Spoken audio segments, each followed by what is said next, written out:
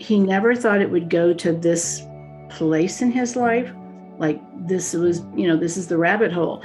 But he said that he thought he could really manage it. He thought he could control it. He thought that he had what it took to be successful through this, that this was just temporary. You and me,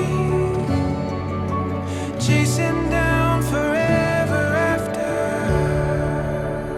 Hello, and welcome to Grieving to Believing. I'm Deb Sheppard.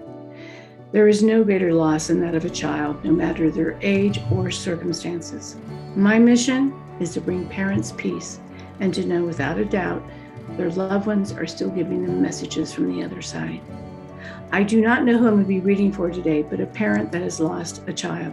So please join me as we connect with the other side. Hi, this is Deb Sheppard. Who am I speaking to? This is Chris. Hi, Chris. A lot of energy going on in this room. So I'm assuming your loved ones are sort of bombarding me today, which is actually a good thing because we want them to be here and be strong and be able to be the messenger. I also want to say I'm in great gratitude that you are here and you are brave and strong enough to be able to share your loss with all of us. Thank you. Thank you. Have you done this before? No. Okay. Thank you on top of that. So as I'm tuning in, I feel I feel a very heavy heart, but that doesn't mean that every parent has a heavy heart. That would be traditional. But what I also feel is your heart has been very weighed down because of your loss. Does that make sense? Absolutely. And when I'm feeling this energy in this room before I got started, I feel like almost an avalanche of pain in this room. And I'm assuming that's how you feel as well. Does that make sense? Yes. And it's a sense of how do I almost dig through this? And I know with each parent, there is a process that everyone goes through to be able to find a way to live with the loss of a child. There is, how do you get up every day? How do you motivate yourself? How do you have continued experiences? But I keep getting this digging that you just keep trying to figure out where's the light at the end of this tunnel. Does that make sense to you? Yes. Okay.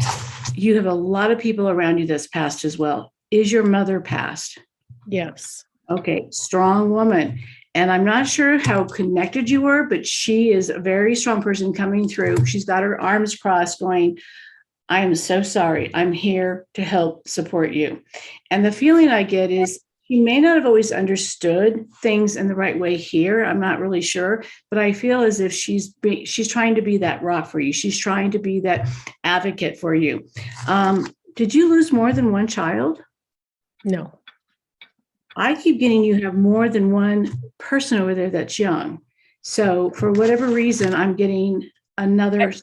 I had a miscarriage. Okay. So they're just bringing this through as another loss. And we don't sometimes acknowledge, or people don't acknowledge the loss of a miscarriage, but they're here as well. Did you lose a son? Yes. Okay. Oh my goodness. Wow. Okay. What's your son's name? Jeremy. Okay. Way too young, he tells me, first of all. And I feel like there's just so much energy around his passing. I'm not a person that loses the idea of finding words, but I really feel like there's almost no words to describe Jeremy's loss. Does that make sense? Yes. Is there sometimes it's hard to kind of communicate about his passing or about Jeremy? Yes. That's how he can come through. And was his death more unexpected for you? Yes. My chest, my lungs, my body is feeling impacted by this. And he's also telling me he was a very curious soul, that he was a person that tried to always put one foot in front of the other. And was he a person that enjoyed, like he was a curious individual, like what's in front of me, what's next? Like he wasn't a person that would just sit still very long. That's true. And I'm getting like, can I climb? Like the avalanche that I was feeling, it almost really triggered me a lot of ways. Like he's a person that, how do I get to the top of this? How do I do more of this? How do I find out what's on the other side. So this is a person to me that's just not sitting back waiting for life to go by. It's definitely a person that was engaging in life, very active, very much about how do we, I'm not just going to sit back and watch life go by. I'm going to participate. Does that feel like Jeremy? Yes. I'm really struggling with his words or describing certain things. So the communication maybe was lacking in that relationship, or maybe he wasn't a person that always shared what was going on. That's true. Okay, because I keep getting like, I got to pull it out of him. It's like I'm working harder than he is to communicate. And maybe that was you in your relationship with him. It's like, Jeremy, tell me what's going on. He goes, everything's fine, Mom. And you're like, not everything's always fine. So that might have been why I'm struggling with, not struggling, but that's how his energy is. He's showing up like, I didn't really talk a lot when I was here. That's the same way. But kind and caring. But I also feel a little bit of isolation. So at times he may have isolated himself, and that could be the way he communicated or how he had other relationships. So I feel like sometimes he would pull back and not always share or be this visible individual. He's taking some accountability for his passing. Does that make sense to you? Yes. He's apologizing to you. Had he passed like at home or in a place that someone had to discover him? Yes. He's apologetic for this. He says that this vision, this visual has really haunted this individual, and he wants to apologize. Jeremy was 43 years old, and he took his own life in his car. He died of carbon monoxide poisoning. At the time that he passed, I did not know that he was having mental health issues. I thought everything was looking pretty good for him and that he had a pretty positive outlook. But in the past, I did worry about him, especially as a teenager. He would be so withdrawn and hold everything in and then have a meltdown. And I did worry about him, but not recently. He's also saying, were people not able to reach him? Or is there a feeling of like, where's Jeremy or what's going on? There feels like there's an absence feeling. Yes. Now I'm understanding him more. There's really two sides to Jeremy. One of them is I feel like this person that had a lot of possibilities, a lot of things that he had as talents that he could have leaned into. But the other part of him was either depression or a lack of self-confidence or a lack of self-esteem. Does that make sense? Absolutely. I get this a lot too, is that he feels accountable or responsible for not letting you in, which now makes me really understand how he was coming through and how he was explaining himself. I feel like I was working really hard to make that connection, but you as a mom, that's what you went through. You went through trying to connect with Jeremy to say, how can I help? What's going on? How can I be there? And I feel that Jeremy did not allow you to be inside what was happening. Does that make sense?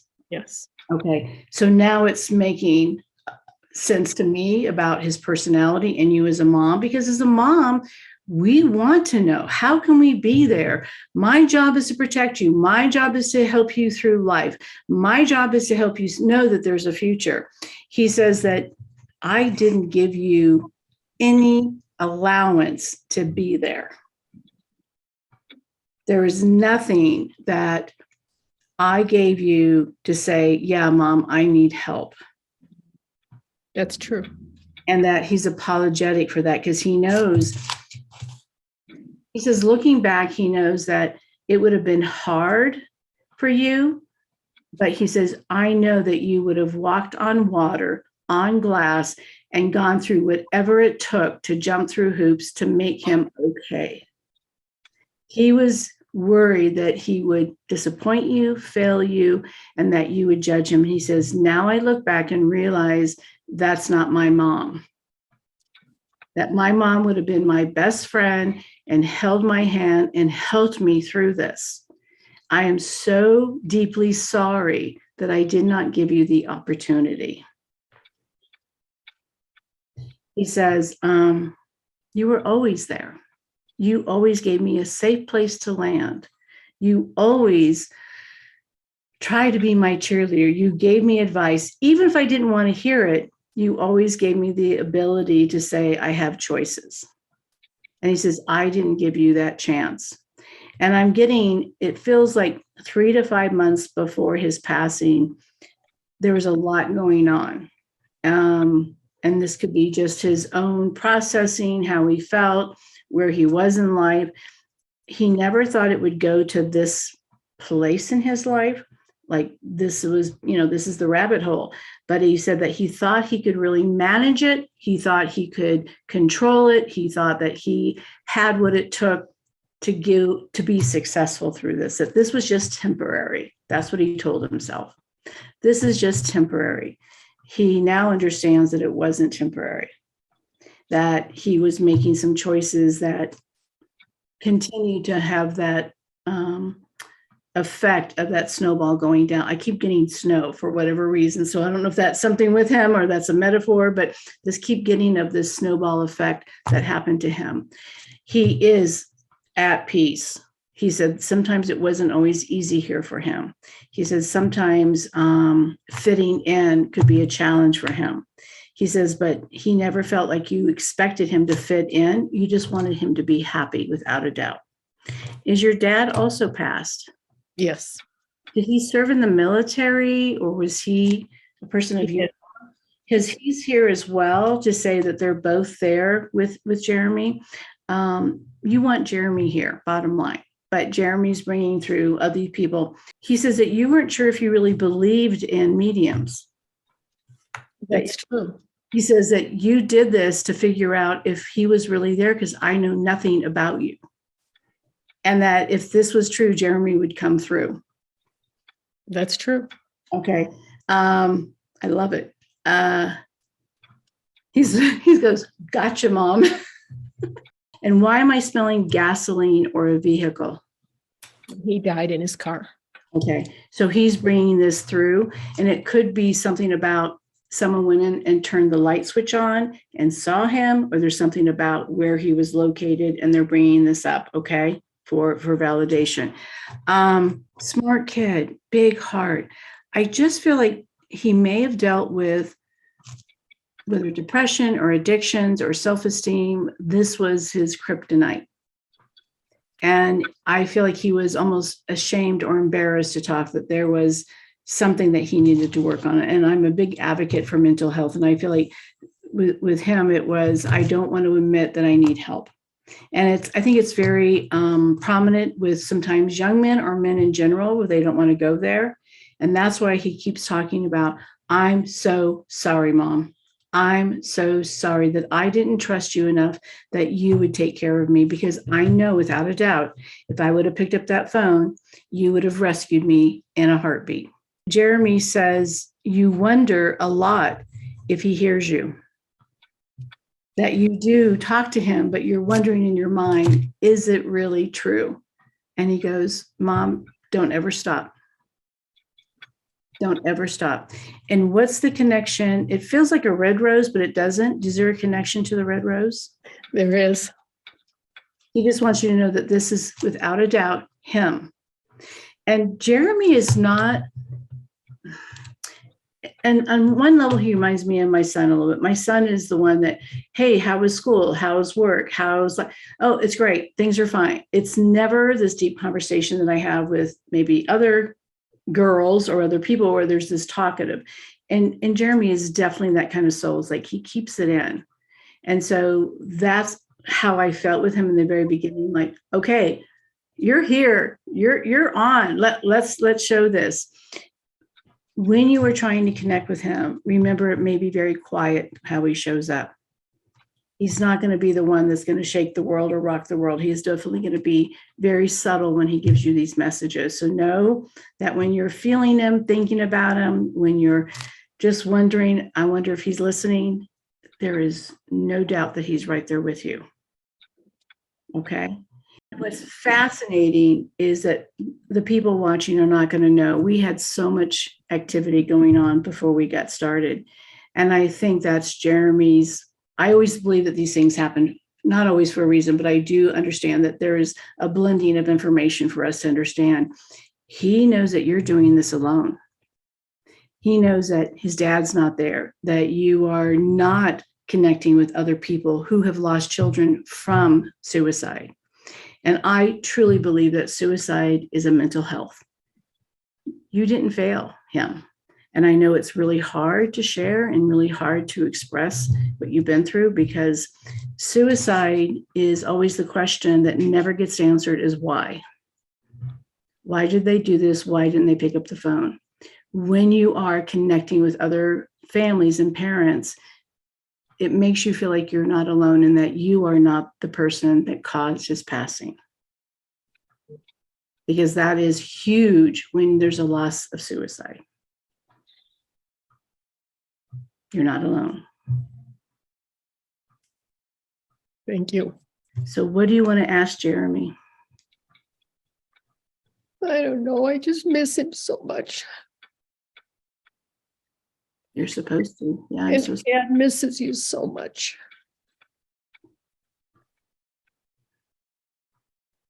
What are you taking away here, Chris? What's going to be helpful in healing? Well, I'm glad to know that he's at peace, because that's what he was looking for. He was so troubled, and I just want to know that he's okay. I will tell you that he is okay, but that doesn't mean you don't miss him and you wish he was still here.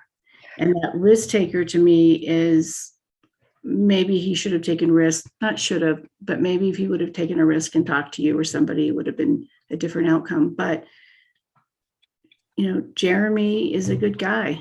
He's a good soul. And I feel like he's very proud of his mom. I was very proud of him. He does still love you. Well, I love him. I am so proud of your courage today. Thank you. That was huge to be here today. Thank you so much. Okay. Thank you. Jeremy, I always called him my Renaissance boy because he had an interest in everything. He loved music. He cooked. He was a vegetarian for many years and an excellent cook. He made his own dill pickles. He brewed his own beer. He was an artist. He did stained glass and charcoal drawings, and in recent years he was learning to be a referee for professional wrestling. So he ran the gamut from. He just had an interest in everything. So that was Jer. I did ask him to show up today, but I was doubtful. I'm not sure how I really feel about this whole process. I wanted to come in with an open mind, but I've never experienced anything like this before, so I didn't know what to expect. But you had said invite him to come, so I invited him to come, and I guess he did. There were certain things that she said that, you know, she wouldn't have known, that Jeremy would have known, and I knew, but it wasn't something that, it was specific. So he had to be communicating that to her in some way. There was a reference to a rose, and Jeremy had a rose tattoo with Mom on it. And he replicated that rose tattoo with Mom on it in a stained glass window that I have hanging in my house. I felt better when she mentioned that he was apologizing, and he wished that, you know, he could have somehow let me know that he still, you know, that he loved me, and he wished that he would have maybe picked up the phone and I would have been there for him, which I would have. I feel better that he's found peace. You know, you only want your kids to be happy. And if that was the way that he found his peace, then I'm glad he did. Thank you so much, Chris, for allowing me to connect with your son, Jeremy, to let you know that he is okay and that he is at peace, and he's also there with your parents. If you or someone you know has lost a child, please recommend Grieving to Believing and have them subscribe to watch all of our episodes. Remember, even though your loved one's on the other side, they are still by your side. Thank you for watching. I'm Deb Sheppard.